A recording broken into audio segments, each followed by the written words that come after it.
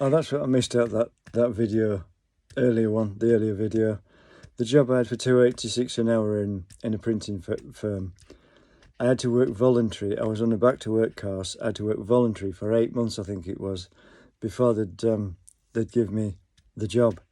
The first they said, well, we'll try it, and if you can do it, we will eventually give you a paid job.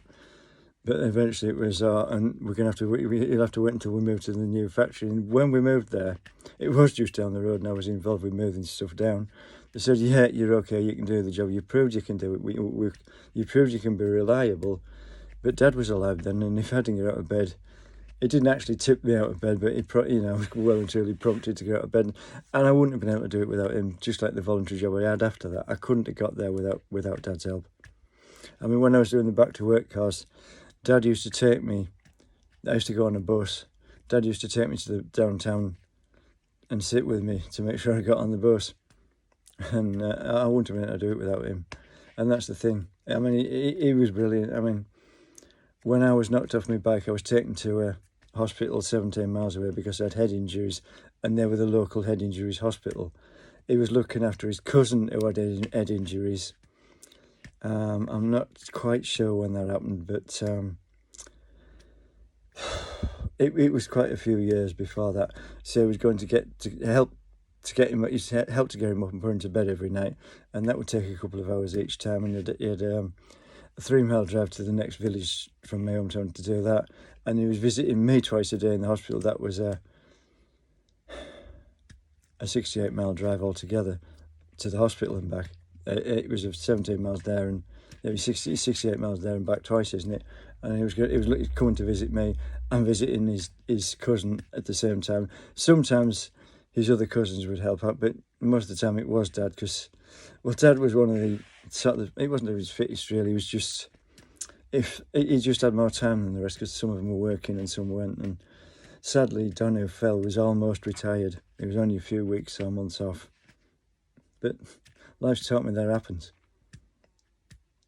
As I said to the lady on the checkout last night, she was telling me her son had died from cancer, and I said that's awful, but I didn't say I only really have a brother left of my close family, and I haven't seen him since Dad's funeral. But I went to his house on Christmas Day. It was a 4.5 hour bike ride on an electric bike, and he wasn't in. It was a sunny day.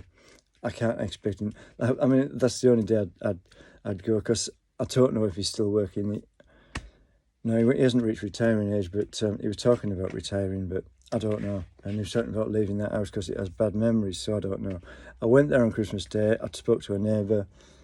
I said, my brother's Christian name, and he said, oh yeah, the one with a certain make of car, certain colour, but could be the same car and making different year. I don't know. It sounded like the one. But last time I spoke to him about that, it's a very old car, and it sounded like it needed a new engine, because it was the noises it described. It sounded like it would want a new engine. It's possible to still to get one that will fit it, but it will be cheap. But I don't know. I don't know whether he still has it. But I mean, I'm probably going on a bit much about that really, but yeah, I mean, I did go on Christmas Day because I hadn't seen him for a long time. He hasn't got my phone number because it's been changed because of it wasn't really a contract. I was just dictated to by the internet supplier, so he hasn't got that number. I have a different SIM card. That number doesn't work anymore because, again, been dictated to.